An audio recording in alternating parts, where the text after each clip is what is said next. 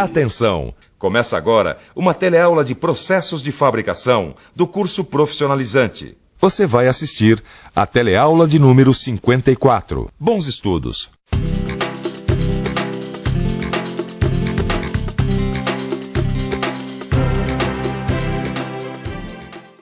A gente já viu várias operações de usinagem executadas com fresadoras, furadeiras, tornos.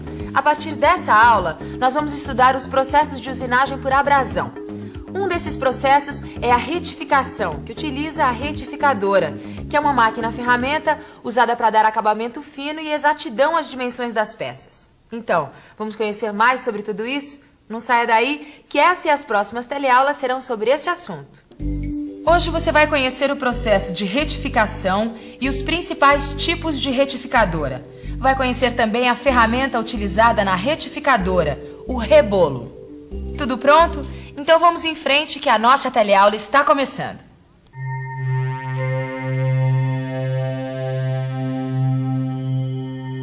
Muito bem, Caio.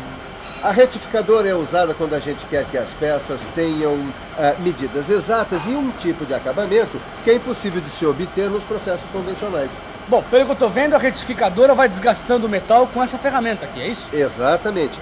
E essa ferramenta que vai desgastando o metal é o rebolo. Pois bem, o processo de retificação, Caio, é parecido como quando se afia uma faca com esmeril. O metal vai se desgastando, ficando cada vez mais fino. É também parecido com uma visita ao dentista, quando ele usa aquele aparelhinho, põe para rodar aquele aparelhinho com uma espécie de lixa redonda na ponta para polir e limpar os dentes. Sim. Pois bem, a retificação geralmente é feita após outros processos, como fresagem, torneamento e furação. Bom, uma coisa fundamental que você precisa guardar é que essa ferramenta aqui, o rebolo, que o Silvio acabou de falar, é a ferramenta da retificadora.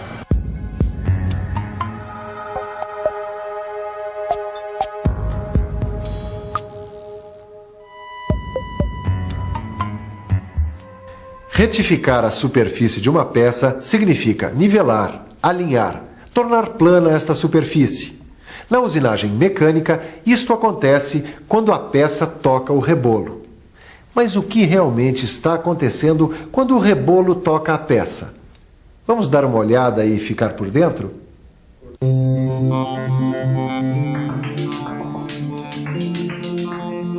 A superfície da peça entra em contato com o rebolo, que é uma ferramenta abrasiva que gira em alta velocidade.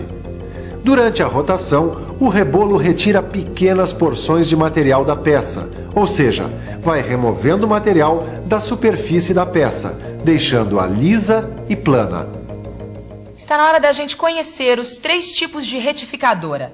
A retificadora plana, a cilíndrica universal e a cilíndrica sem centros, mais conhecida como centerless. Nós vamos começar pela retificadora plana.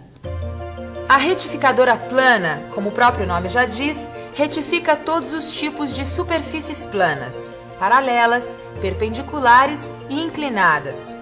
Isso significa a possibilidade de retificar peças das mais variadas e obter assim exatidão e acabamento fino.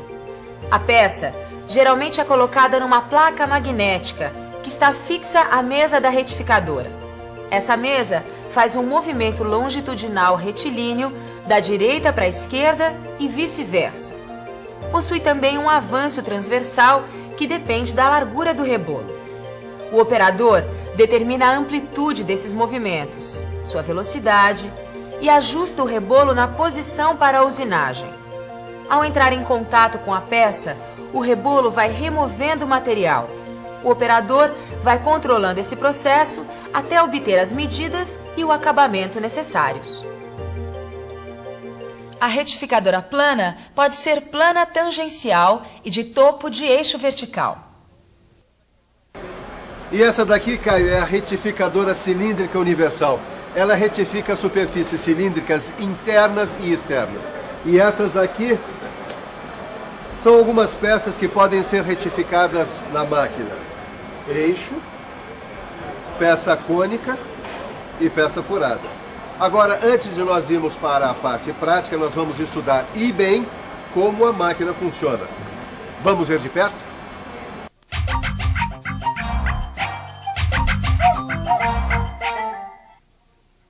Na retificadora cilíndrica universal, a gente fixa a peça a esta placa, conhecida como placa universal. Pode também fixar a peça entre pontas. O rebolo entra em contato com a peça e remove o material, retificando a peça.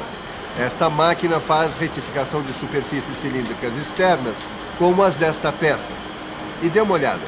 Mudando a posição desta parte da máquina, a gente pode fazer a retificação de superfícies internas das peças. Ah, só mais uma coisa, Caio. A retificadora cilíndrica universal também pode fazer o faceamento de superfície plana, como nesta peça aqui, ó. A peça é fixada. A gente aproxima o rebolo e começa a facear. Veja como a superfície vai se tornando plana. E isso é feito com grande exatidão.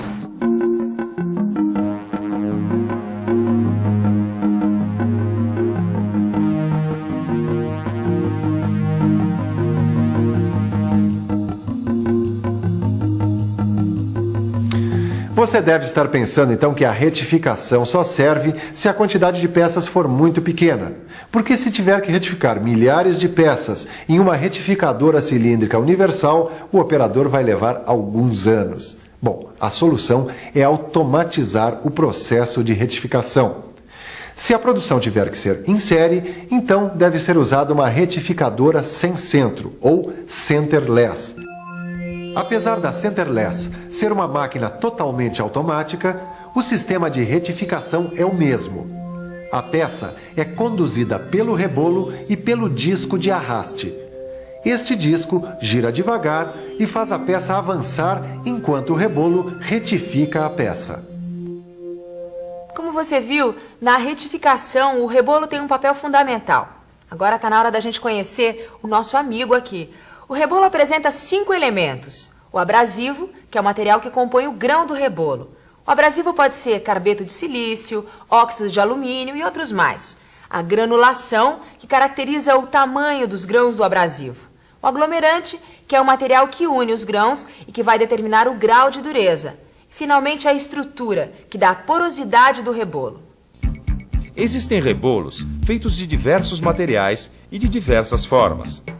Quanto ao material, estes rebolos têm grãos de óxido de alumínio e se prestam mais para trabalhar com peças de aço carbono. Esses outros são de carbeto de silício e são utilizados para a retificação de metal duro. Quer dizer então que o material que junta os grãos também varia, é isso? Ah, sim. Esse material que junta os grãos nós chamamos de aglomerante e ele pode ser vitrificado.